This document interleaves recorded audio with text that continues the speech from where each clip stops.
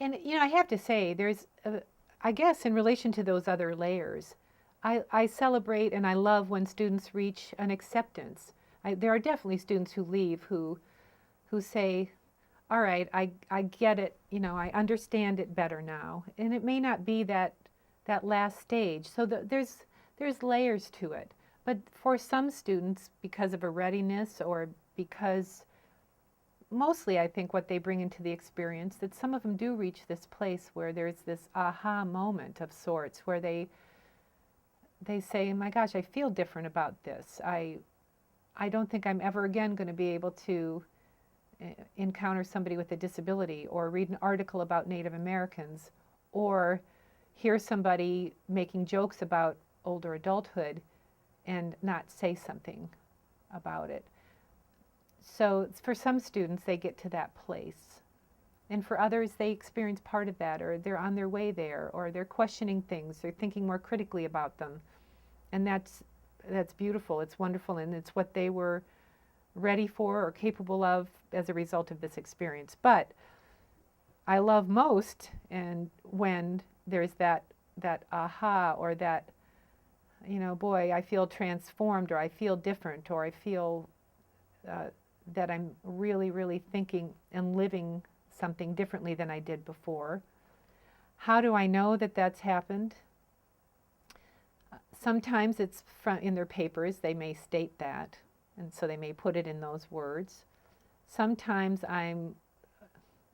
may sound a little bit hokey, but I watch, for example, at camp as the campers are leaving, and I watch the exchange between a student and their partner at camp, and I watch the ways that they experience the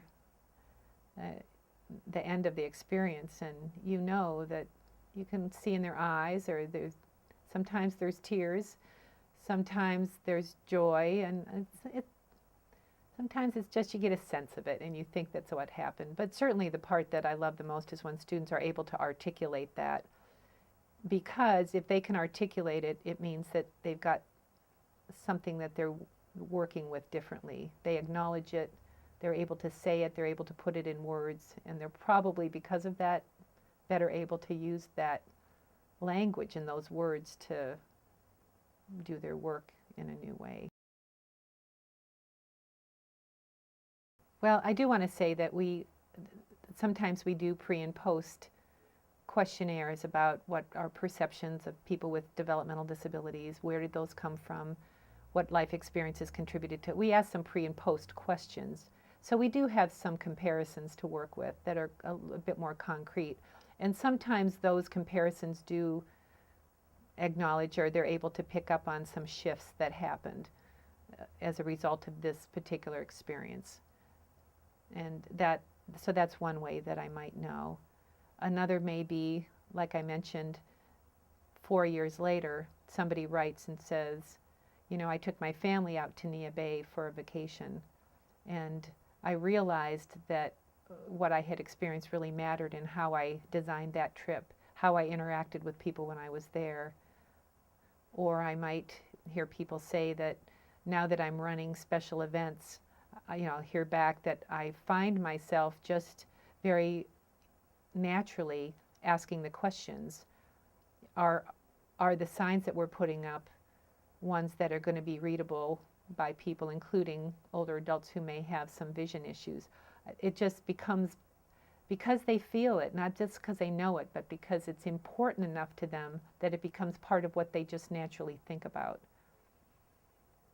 Another way I know, for me, we do a course to Peru in September of every year, where we go and study tourism in Peru and the impacts of tourism on the culture, the social part of communities, on the natural environment. And I see students come back who are now, will say, I'm donating money, I'm working on a cause, for example, trying to eliminate child sex tourism, whatever it is, they're back and they start acting in ways that are driven by this passion they now have, this feeling they have that they have a responsibility to somebody else that they weren't aware of or they didn't feel before, and that seems to matter. One of the other things that I think evolves from all of this is that students, I know this has happened for me, is students start to understand that how I act in my daily professional life matters to how people experience their lives. And whether those people live halfway around the world or they're people in their own backyard, but they may not have thought of it before. I think particularly in the leisure and aging class, because older adults are often segregated in their play, in where they live, that all of a sudden, and it's easy to set them aside in professional work, in recreation. I think it's just the way things are divided in the world. But all of a sudden they say, wait a minute, maybe this isn't right, and maybe I have to be more intentional about ensuring that the programs and the environments that I'm creating in recreation are open and welcoming and extending to those groups that have been typically marginalized. And I see that happen, and I think something shifted. I don't know what you want to call it, but something changed, and it doesn't happen as much for those classes where we're just in the classroom. And I think there's certainly certain classes that this experiential kind of thing is more conducive to. There's some classes that would be harder to make it happen, but certainly in those three biggies that I do projects in, it seems to matter.